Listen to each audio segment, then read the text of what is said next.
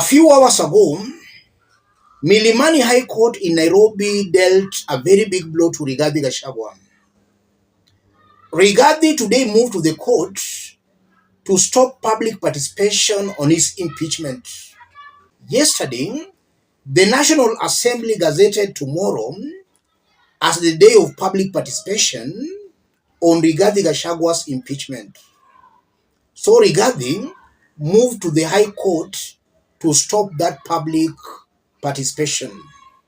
Let's have a look at what came from the National Assembly yesterday.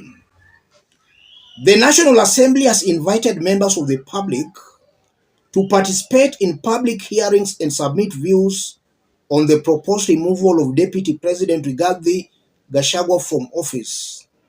In a Gazette notice on Wednesday, participants have been allowed to make oral or written submissions during the public hearings set to be held on Friday, October 4 across the country from 8 a.m. to 5 p.m. That's the communication that came from the National Assembly yesterday. So tomorrow, there will be public participation on the impeachment of Rigathi Gachagua from 8 a.m. in the morning to 5 p.m. in the evening. Kenyans can make oral submissions or written petitions. So Rigathi moved to court to stop that. And that's very interesting because Rigathi has been saying he's listening to the ground. Why is he afraid of the ground? Because public participation is just another form or way of listening to the ground. Why is Rigathi Gachagua afraid of the ground? Or which ground has Rigathi been listening to?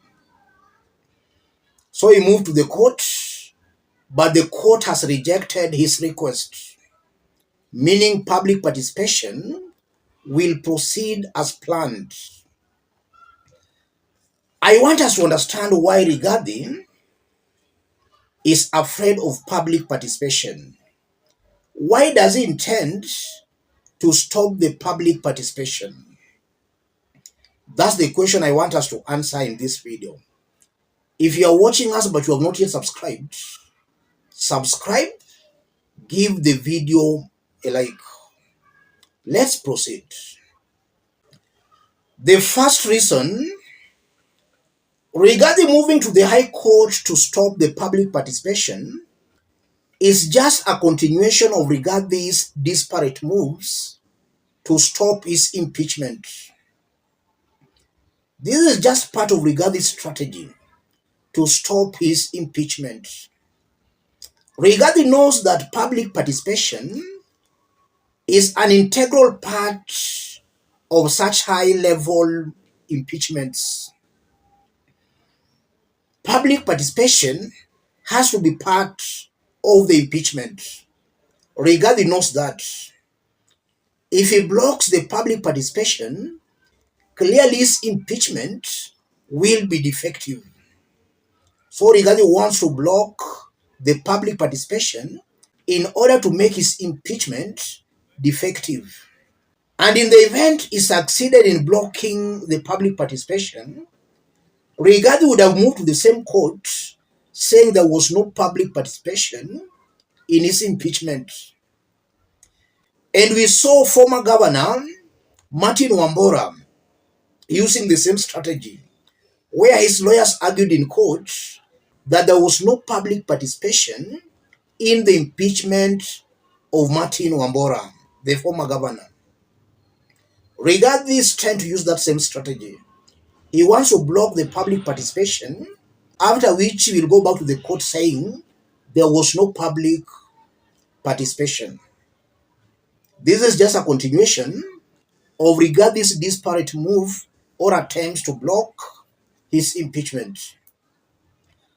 The second reason, Rigathi Gachagua fears the feedback from the ground. He lacks numbers to mobilize the ground. I'm very sure that very few Kenyans will turn out for those public participations. Very few Kenyans. Those who will turn out will be clearly mobilized. And who will mobilize them? The members of parliament and the local politicians. 291 MPs are against Rigathi Gachagua. That's over 80% of members of parliament across the country. And these are the ones who will mobilize Kenyans for this public participation. Rigathi lacks the numbers to mobilize the ground. That's why he wants to stop that public participation. He'll clearly be outnumbered. So Rigathi just fears the ground. So Rigathi lacks numbers across the country who can participate in the public participation to do his bidding. Those who will turn out, a majority will be saying Rigathi has to be impeached. Yes, that's what they will say. Another reason, Rigathi is being misadvised. Some people are still lying to Rigathi Gachagua that he can still stop this impeachment. Some people are still lying to Rigathi. I've been saying, and even in our yesterday's analysis, I did explain that in details. This is a well-orchestrated plan that brings together the National Assembly, the Senate, and the judiciary. All these arms of government are part of this plot to remove Rigathi Gachagua. So Rigathi might not get justice in the courts. His only option is to resign before he's impeached. It's good he still has some days to think about it. The impeachment most probably will be on Tuesday. So Rigathi has still maybe Tuesday to see if he can resign or not. But this is a well laid out strategy to kick out Rigathi Gachagua. Rigathi's goose is cooked here. He can't win this. So somebody should advise Rigathi to resign if he still has some political ambitions. If he fails to resign, he will be impeached, he will be blocked from ever contesting for any elective seat.